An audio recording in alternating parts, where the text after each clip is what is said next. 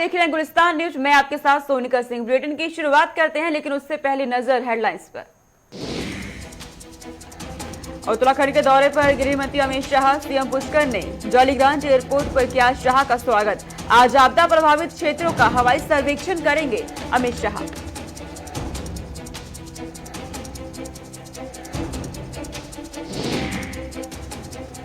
Rishikesh bus terminal और हरिद्वार से चारधाम की यात्रा जारी। सार्वजनिक वाहनों के अलावा निजी वाहन भी हो रहे हैं रवाना।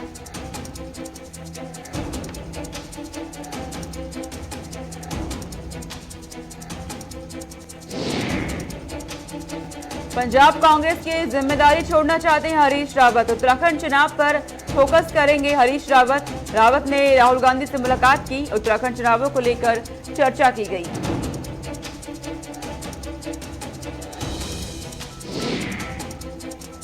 बुलेटिन की शुरुआत करते हैं। तमाम बड़ी खबरों से आपको रूबरू कराएंगे और सीधा उत्तराखंड लिए चलते हैं। बड़ी जानकारी उत्तराखंड से सामने आ रही है इस वक्त की। उत्तराखंड के दौरे पर देहरादून पहुंचे हैं गृह मंत्री अमित शाह।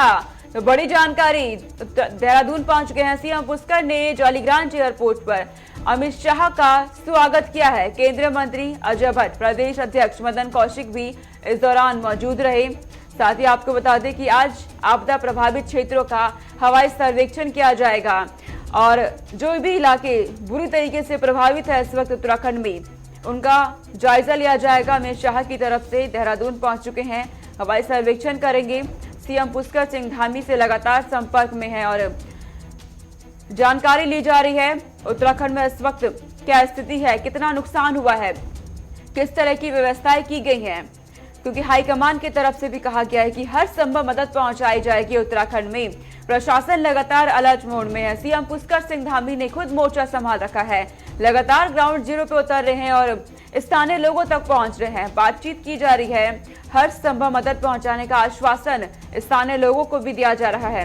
तो जिस तरीके से उत्तराखंड में इस वक्त आपदा आई है, 52 के करीब लोगों की मौत हो चुकी है, कई लोग मलबे में फंसे हुए हैं। उत्तराखंड से हमारे ब्यूरो चीफ धीरेन्द्र प्रताप सिंह हमारे साथ जुड़ गए हैं तमाम जानकारी के साथ। धीरेन्द्र, गृह मंत्री अमित शाह देहरादून पहुंच चुके हैं और आज हवाई सर्वेक्षण भी करेंगे, क्या जानकारी आपके पास? बिल्कुल सोनिका, देखिए गृह मंत्री अमित शाह देर रात 12:45 यानी लगभग 1 बजे के आसपास जॉलीग्रांट हवाई अड्डे से अहमदाबाद से सीधे विशेष विमान से पहुंचे और वहां उनका स्वागत मुख्यमंत्री पुष्कर सिंह धामी, बीजेपी के प्रदेश अध्यक्ष मदन कौशिक, केंद्रीय रक्षा राज्य मंत्री अजय भट्ट ने किया और इसके साथ ही बीजेपी के अन्य तमाम बड़े नेता वहां उपस्थित रहे। वो सीधे वहां से बाई रोड राजभवन पहुंचे और अभी जब हम आपसे बात कर रहे हैं तो हवाई निरीक्षण के लिए मुख्यमंत्री के साथ रवाना हो चुके हैं और वहां से हवाई निरीक्षण करने के बाद जॉलीग्रांट एयरपोर्ट के राज्य में बैठक करेंगे और लगभग 1 बजे के आसपास उनका वहीं से दिल्ली वापस चले जाने का कार्यक्रम हम लोगों को मिला है।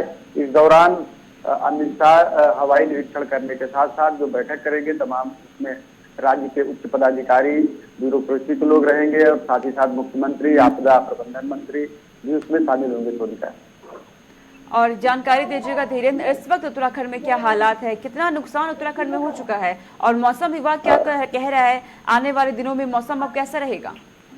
बिल्कुल सोनिका, अब जो हालात हैं वो धीरे धीरे स्थिरता की ओर बढ़ रहे हैं और अब नियंत्रण में है। हालांकि राहत एवं बचाव कार्य अभी भी चल रहा है और अब तक लगभग 52 नहीं 54 लोगों की मौत हो चुकी है और 100 के मिलने का जो सिलसिला है लगातार जारी है। अभी भी 9 लोग मिसिंग बताए जा रहे हैं। अब देखने वाली बात होगी कि ये 9 लोग कहाँ पे सुरक्षित हैं या नहीं है।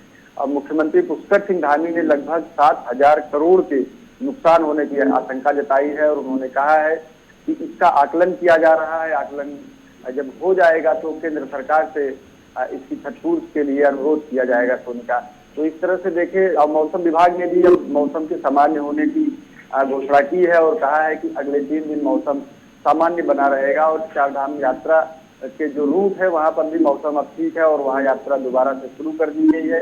फिर बद्रीनाथ में के आसपास कुछ रोडों के ब्लॉक होने की सूचना मिली है, जिसको खोलने के लिए बीआरओ और पीडब्ल्यूडी लगातार लगे हुए हैं और आज वो 2 रोड भी खोल दिए जाएंगे। तो इस तरह से कह सकते हैं जो 2 दिन की आपदा थी उसमें बहुत कहर बरपाया और 54 लोगों की जान ले ली है, लेकिन अब स्थिति सामान्य की ओर बढ़ रही है और जो एजेंसियां हैं लगातार मिलकर के काम कर रही हैं और शायद 1-2 दिन में यानी 24 घंटे के अंदर स्थिति को सामान्य कर लिया जाएगा। लेकिन राहत एवं बचाव कार्य लगातार चलता रहेगा और जो नुकसान के आकलन का कार्य है उसमें अभी समय लग सकता है, क्योंकि जो भौतिक नुकसान हुआ है वो बड़ी मात्रा में, बड़ी संख्या में हुआ है, उसका आकलन करने में थोड़ा समय लगेगा।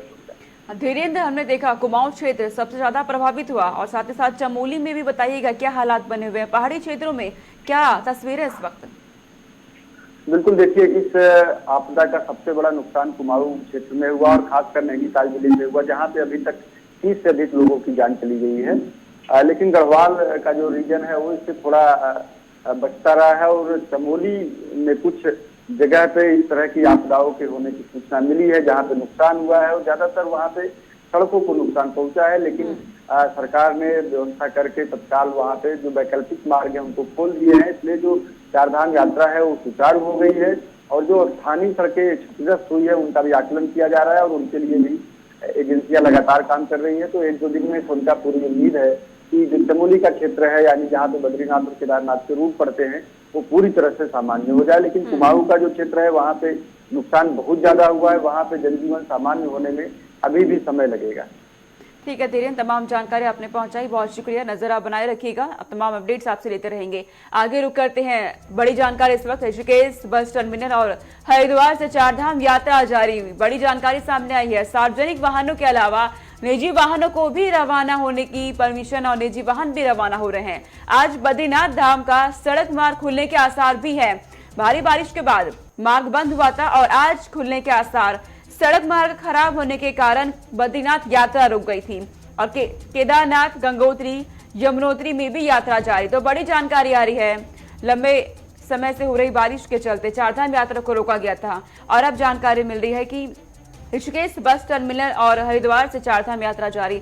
संचित शर्मा संवाददाता मेरे साथ जुड़ गए हैं तमाम जानकारी के साथ। संचित, जानकारी मिल रही है कि हरिद्वार और ऋषिकेश बस टर्मिनल पर चारधाम यात्रा जारी कर दी गई, क्या व्यवस्थाएं आप देख रहे हैं? बिल्कुल सोनिका, देखिए जिस तरीके से जो राज्य में बारिश का रेड अलर्ट जारी हुआ था उसको लेकर के चारधाम यात्रा पर रोक लगा दी गई थी और उसके बाद से ही आप देखिए उत्तराखंड में जब मौसम खुला तो धीरे धीरे सारी चीजें वापसी से अपनी पटरी पर आने लग गई है। तो उसी को लेकर के चारधाम यात्रा की अगर बात करें तो देखिए चारधाम यात्रा भी और साथ ही साथ आप देखिए उत्तराखंड की व्यवस्थाओं के बारे में तो आपको बताना चाहूंगा कि जो ऋषिकेश और हरिद्वार के बस टर्मिनल है वहाँ से चारधाम यात्रा शुरू होगी। साथ ही साथ जो अब सार्वजनिक वाहन के साथ अब निजी वाहनों को भी रवाना करने की परमिशन मिल चुकी है। लेकिन मैं आपको बताना चाहूंगा कि जो बद्रीनाथ धाम है वहाँ पर अभी भी जो मार्ग है वो बंद है। इस वजह से बद्रीनाथ की जो यात्रा है वो अभी करने में लोगों को थोड़ा समय लगेगा। लेकिन बाकी तीनों धाम, यमुनोत्री, गंगोत्री और केदारनाथ धाम, तीनों धाम अभी खोल दिए गए हैं, जिसको लेकर के पर्यटक वापसी वहीं पर जा रहे हैं। और जिस तरीके से होटल में आप देखिए, होटल में तमाम जो श्रद्धालु थे वो रुके हुए थे, तो डीएम की परमिशन के बाद लगातार अब वापसी उनको वहां पर जाने की परमिशन मिल गई। लेकिन जो व्यवस्थाएं और जो तमाम तरीके की चीजें उनके लिए होनी चाहिए, कोविड गाइडलाइन का प्रोटोकॉल तो करेंगे ही करेंगे, लेकिन साथ में एसडीआरएफ और एनडीआरएफ को अभी भी अलर्ट मोड पे रखा गया है, क्योंकि उत्तराखंड में मौसम का कोई भरोसा नहीं है, जिसको लेकर के लगातार जो सरकारी मशीनरी है जो इसकी जिम्मेदार होती है, चाहे आपदा प्रबंधन हो, चाहे तमाम तरीके के मौसम विभाग हो, चाहे वहाँ पर काम कर रहे प्रशासनिक अधिकारी हो, वो सभी इस चीज का ध्यान रखे हुए हैं कि किसी भी तरीके की कोई राहत ना हो। साथ ही साथ जो जहाँ पर भूस्खलन जैसी समस्या हो सकती है और तमाम तरीके की घटना हो सकती है, उन क्षेत्रों के भी निगरानी रखी गई है और तमाम तरीके के जो गाइडलाइंस हैं वो तमाम तरीके की जारी करी गई है श्रद्धालुओं के लिए। का संचित, केदारनाथ में भी यात्रा जारी की गई, लेकिन जिस तरीके से मौसम बदला था, केदारनाथ में तस्वीरें देखने को मिली, ठंड में देखी गई, ठंड पड़ने लगी थी मौसम में गिरावट दर्ज करने के बाद। इस वक्त कैसा मौसम केदारनाथ में? देखिए सोनिका, आपको बताऊंगा कि इस वक्त केदारनाथ का जो मौसम की बात करें, वो मौसम काफी ठंडा है और बर्फ पड़ने के आसार वहाँ पर नजर आ रहे हैं, क्योंकि देखिए वो पहाड़ी क्षेत्र है और पर्वतीय क्षेत्रों में अगर जब उत्तराखंड की अगर बात करें, जब मौसम बिगड़ता है या थोड़ी वर्षा 1-2 दिन हो जाती है तो वहाँ पर बर्फ पड़ने की संभावना हो जाती है। उसी को लेकर के अगर विस्तार की बात करें तो अलाव और तमाम तरीके की व्यवस्थाएं रास्ते में की गई है, क्योंकि वहाँ पे रुकने वाले श्रद्धालु जो है जो वहाँ पर मंदिर परिसर में जाएंगे और मंदिर परिसर से आने के बाद काफी जगह में ऐसी पैदल यात्रा करनी पड़ती है जहाँ पर अलाव और तमाम तरीके की व्यवस्थाओं की जरूरत पड़ती है, जिसको लेकर के प्रशासन ने सारी व्यवस्थाएं मुकम्मल कर ली है। और जो चीजें श्रद्धालुओं की जरूरत की है उसको भी वहाँ पर उपलब्ध कराने के लिए व्यापारियों को कहा गया है, जिससे कि व्यापारियों का भी एक तरीके से फायदा हो पाए और साथ ही साथ जो श्रद्धालुओं को दिक्कत आएगी या कोई तरीके की दिक्कत ना आए उसको लेकर के सारा सामान उनको मिल पाएगा। और संचित जानकारी है कि बद्रीनाथ धाम का सड़क मार्ग आज खुलने के भी आसार मिल रहे हैं, क्या अपडेट? बिल्कुल, देखिए सोनिका को जिस तरीके से बद्रीनाथ जो सड़क मार्ग है वो पूरी तरीके से प्रभावित हो चुका है, चाहे वो भूस्खलन को लेकर के हो, चाहे तमाम तरीके के जो सड़क पे निर्माण थे वो जमींदोज हो गए, तो उसको लेकर के मरम्मत का कार्य पूरी तरीके से जारी है। और उसी को लेकर के लगातार अब जो वहाँ पर सरकारी मशीनरी है, चाहे SDRF, NDRF हो, और तमाम तरीके के जो इस चीज से लेकर के जिम्मेदार जो अधिकारी होते, जिम्मेदार विभाग होते हैं, वो इस कार्य में लगे हुए हैं कि उस मार्ग को खोल दिया जाए। ठीक है संचित, तमाम जानकारी आपने पहुंचाई, बहुत शुक्रिया तमाम जानकारी हम तक पहुंचाने के लिए। आगे रुक करते उत्तराखंड में जिस तरीके से तबाही मच रही है, बारिश और भारी बर्फबारी के बाद माहौल उत्तराखंड का ऐसा हो गया है कि मंजर बेहद ही भयावह नजर आ रहा है। कई लोगों की मौत हो चुकी है और इस वक्त क्या हालात है उत्तराखंड में, इस रिपोर्ट में देखिए।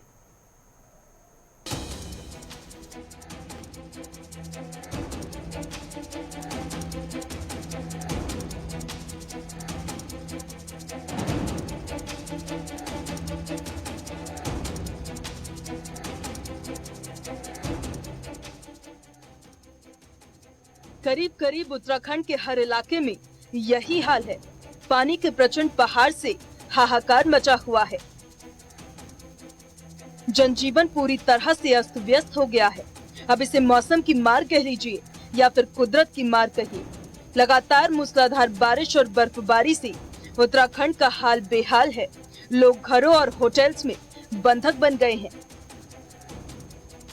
नैनीताल के मॉल रोड पर एक दुकान में फंसे एक बच्चे का रेस्क्यू ऑपरेशन आपको हिलाकर रख देगा और आपको सोचने पर मजबूर कर देगा कि आखिर ये हो क्या रहा है।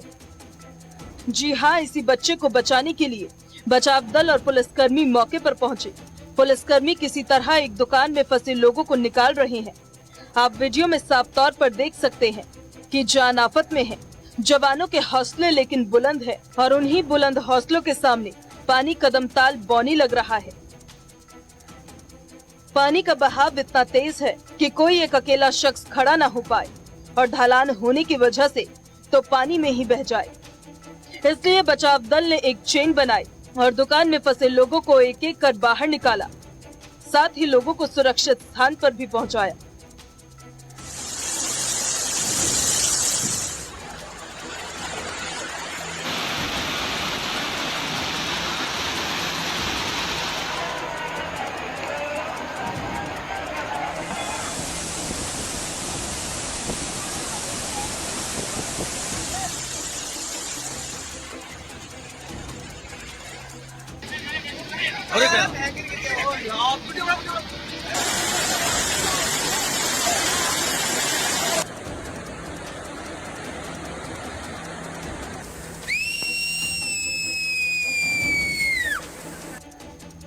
उत्तराखंड में बिन मांगी बरसात कैसे लोगों के लिए बेहिसाब आफत बन गई, इन तस्वीरों में साफ तौर पर देखा जा सकता है।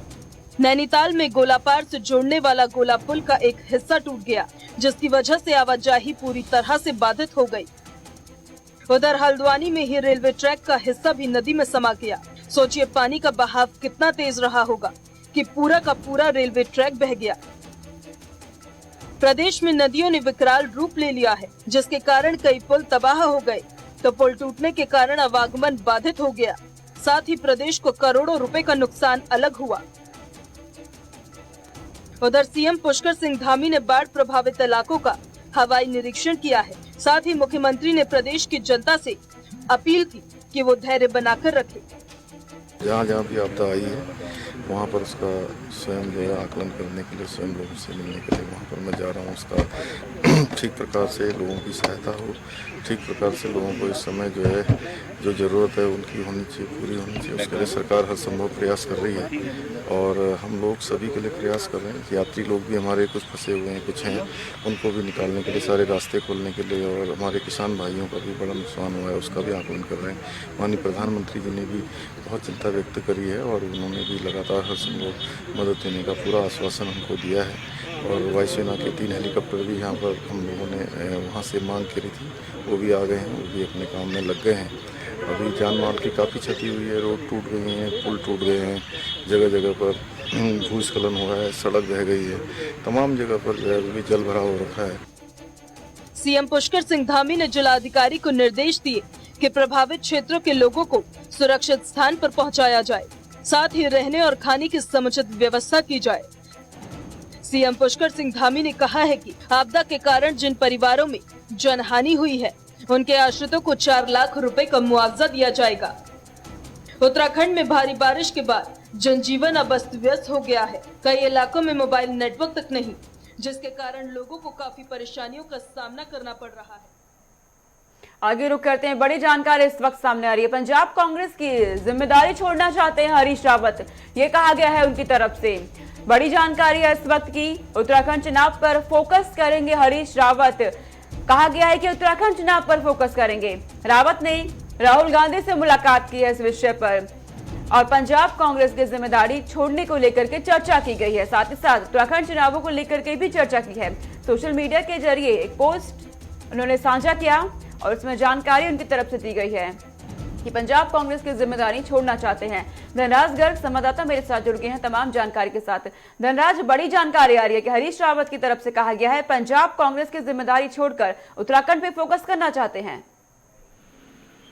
जी सोनिका, बिल्कुल जिस तरीके से उत्तराखंड की राजनीति में उलट पलट देखने को मिल रहा है कि तमाम नेता इधर से उधर जा रहे हैं, बीजेपी के विधायक कांग्रेस में जा रहे हैं, कांग्रेस के विधायक बीजेपी में जा रहे हैं, तो कहीं ना कहीं पंजाब में भी इसी तरह की उलट पलट आपने देखी होगी। और आपको ये भी बता दें कि जो हरीश रावत हैं, पूर्व मुख्यमंत्री हैं उत्तराखंड के, और उनको एक बड़ी जिम्मेदारी पंजाब की भी उनके सिर पर है कि वो प्रभारी पंजाब के हैं। और तमाम आपने देखा कि किस तरीके से उलट पुलट पंजाब में भी देखने को मिली है, जिसको लेकर कहीं ना कहीं आहत जरूर हरीश रावत हुए थे। और जिसके बाद अब उन्होंने राहुल गांधी से मुलाकात की है और साफ तौर पर उन्होंने अब पंजाब का प्रभारी पद छोड़ने की बात राहुल गांधी से की है। हालांकि उन्होंने साफ किया है कि वो उत्तराखंड की राजनीति पर फोकस करना चाहते हैं, लेकिन अंदर खाने देखा जाए तो कहीं ना कहीं हरीश रावत जो उठक फुटक पंजाब में हुई है उससे हाथ हुए हैं और साफ तौर पर वो अब वहाँ की जिम्मेदारी नहीं निभाना चाहते, क्योंकि जिस तरह की जिम्मेदारी उनके सिर पर थी और उनके होते हुए भी जिस तरीके की ये सब राजनीतिक उलट पुलट देखने को मिली, तो कहीं ना कहीं एक आहत जरूर हरीश रावत रहे। उसी का परिणाम है कि जो अब उन्होंने प्रभारी पद से इस्तीफा देने की बात की है।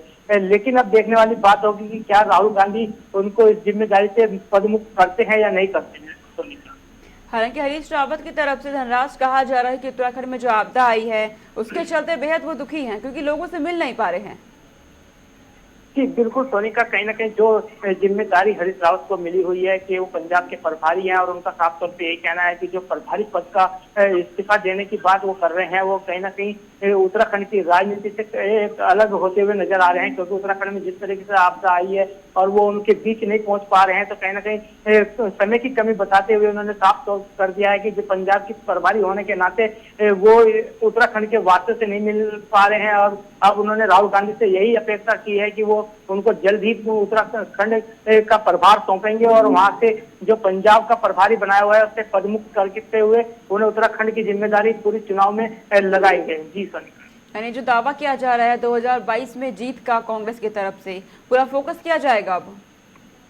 जी बिल्कुल सोनिका, हरीश रावत की तरफ से यही कहा जा रहा है कि जिस तरीके से उत्तराखंड में कहीं ना कहीं कांग्रेस एक तरह से लुप्त होती हुई नजर आ रही है, क्योंकि पिछली बार जब चुनाव हुआ तो कुल 11 सीटें ही निकलकर उत्तराखंड में कांग्रेस की आई थी और अब 2022 का चुनाव नजदीक है, तो उनका साफ तौर से यही मानना है कि यदि उनको सिर्फ उत्तराखंड का ही प्रभारी रहने दिया जाए तो वो जल्द ही उसके लिए कोई ना कोई 2022 के चुनाव में अच्छी सीटें लाकर जीत हासिल करेंगे। जी ठीक है धनराज, तमाम जानकारी आपने हम तक पहुंचाई, बहुत शुक्रिया तमाम जानकारी हम तक पहुंचाने के लिए। तो हरीश रावत की तरफ से ये बड़ा बयान दिया गया, कहा गया है कि पंजाब कांग्रेस की जिम्मेदारी छोड़ना चाहते हैं, उत्तराखंड पे फोकस करेंगी।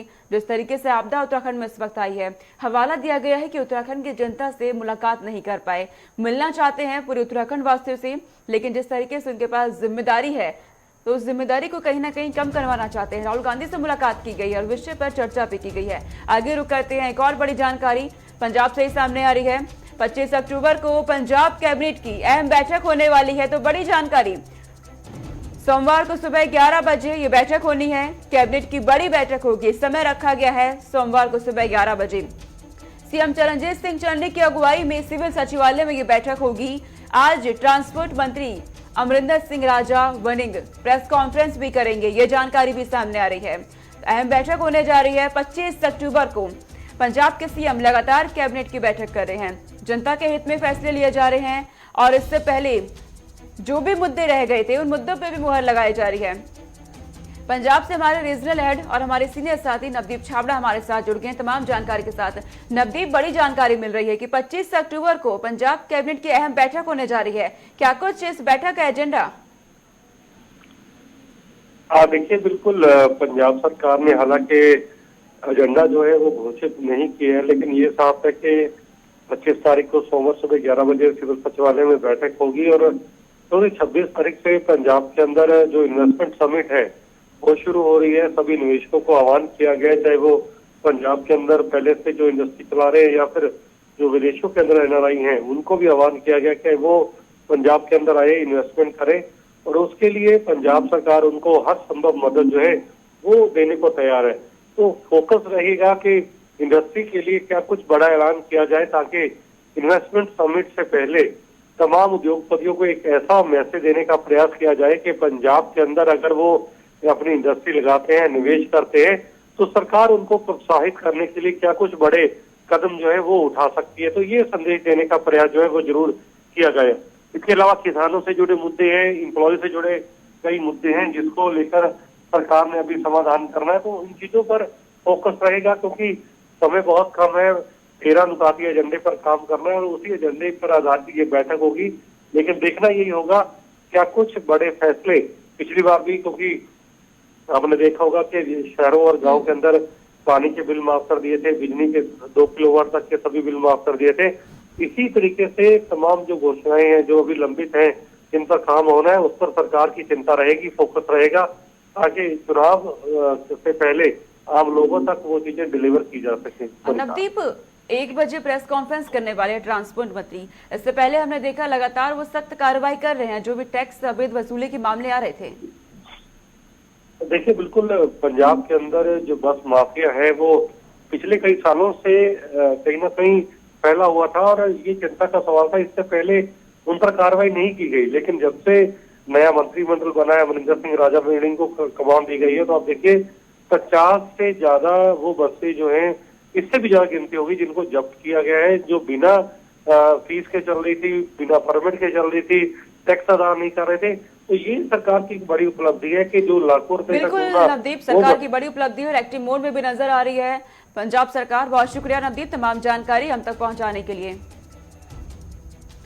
बड़ी जानकारी इस वक्त सामने आ रही है। आपदा पीड़ितों के साथ है आम आदमी पार्टी। आम आदमी पार्टी की तरफ से कहा गया है आपदा पीड़ितों के साथ खड़ी है। कर्नल कोठियाल की तरफ से कहा गया है आपदा में पीड़ितों के साथ खड़ी है आम आदमी पार्टी। आम आदमी पार्टी के कार्यकर्ता लोगों की ही मदद कर रहे हैं, ये कहा गया है कर्नल कोठियाल की तरफ से। और आम आदमी पार्टी आपदा में पीड़ितों के साथ खड़ी है। जिस तरीके से इस वक्त उत्तराखंड में आपदा आई है और बुरी तरीके से उत्तराखंड वासी इस वक्त प्रभावित है, आम आदमी पार्टी की तरफ से कहा गया है कि आपदा में पीड़ित परिवारों के साथ खड़ी है। आम आदमी पार्टी के सीएम चेहरा हैं अजय कर्नल कोठियाल, उनकी तरफ से ये बड़ा बयान दिया गया है। तो आपदा में पीड़ितों के साथ खड़ी है आम आदमी पार्टी, ये कहा गया है। जिस तरीके से उत्तराखंड में इस वक्त तबाही मची हुई है, मंजर बेहद ही भयावह उत्तराखंड में इस वक्त हो चला है, ऐसे में आम आदमी पार्टी भी पीछे नहीं है। उसकी तरफ से कहा जा रहा है कि आपदा पीड़ितों के साथ खड़ी है और हर संभव मदद की जाएगी। उनकी तरफ से भी आम आदमी पार्टी के कार्यकर्ता लोगों की मदद कर रहे हैं, ये भी कहा जा रहा है। उनकी तरफ से कर्नल कोठियाल की तरफ से ये कहा गया है कि आपदा में पीड़ितों के साथ खड़े हैं। जिस तरीके से उत्तराखंड में आपदा इस वक्त है, कई लोगों की मौत हो चुकी है, कई लोग इस वक्त मलबे में फंसे हैं, मृतकों के परिजनों का इस वक्त बुरा हाल है, कई के घर, बहुत से घर जो है मकान ढह गए हैं। तो ऐसे में आम आदमी पार्टी की तरफ से अब कहा जा रहा है कि आपदा पीड़ितों के साथ खड़े हैं, हर संभव मदद की जाएगी। तमाम कार्यकर्ता आम आदमी पार्टी के लोगों के साथ हैं, आम आदमी पार्टी की तरफ से ये कहा गया है। 2022 में दरअसल विधानसभा के चुनाव उत्तराखंड में होने हैं और आम आदमी पार्टी लगातार एक्टिव मोड में है। और अब जिस तरीके से उत्तराखंड में तबाही है, उसमें भी आम आदमी पार्टी पीछे नहीं है। कहा जा गया है उनकी तरफ से कि आपदा में पीड़ितों के साथ खड़े हैं, तमाम कार्यकर्ता आम आदमी पार्टी के उनके साथ है और हर मदद पहुंचाने का पूरा प्रयास किया जाएगा, ये कर्नल कोठियाल की तरफ से कहा गया है। तो आपदा में पीड़ितों के साथ खड़ी है आम आदमी पार्टी, ये कहा गया है कोठियाल की तरफ से। आम आदमी पार्टी कार्यकर्ता लोगों की मदद कर रहे हैं, ये भी कहा गया है कर्नल कोठियाल की तरफ से। तो आम आदमी पार्टी लगातार एक्टिव मोड में है उत्तराखंड में। और अब एक बार फिर बड़ा बयान सामने आया है आम आदमी पार्टी की तरफ से। सीएम चेहरा है कर्नल कोठियाल और लगातार एक्टिव मोड में। और अब कहा गया है कि आपदा में जिस भी तरीके से प्रभावित हो रहे हैं लोग, उनके साथ खड़े हैं, हर संभव मदद की जाएगी। इसी बीच एक और बड़ी जानकारी, राष्ट्रपति रामनाथ कोविंद का बिहार दौरा। बड़ी जानकारी है बिहार से, पटना के महावीर मंदिर और पटना साहिब गुरुद्वारा जाएंगे राष्ट्रपति, ये बड़ी जानकारी सामने आ रही है। साथ ही राष्ट्रपति रामनाथ कोविंद का बिहार दौरा है पटना में, ये बड़ी जानकारी है। पटना के महावीर मंदिर और पटना साहिब गुरुद्वारा जाएंगे राष्ट्रपति। तमाम व्यवस्था इसके लिए कर दी गई है। सुरक्षा के लिहाज से प्रशासन भी मुस्तैद है। राष्ट्रपति का बिहार दौरा है, सभी कार्यक्रम उनके तय हो चुके हैं, तैयारियां पूरी कर ली गई है और सुरक्षा के लिहाज से भी तमाम व्यवस्थाएं कर ली गई हैं। चलिए इस बुलेटिन में इतना ही। देश और दुनिया की तमाम खबरों के लिए देखते रहिए गुलिस्तान न्यूज। नमस्कार।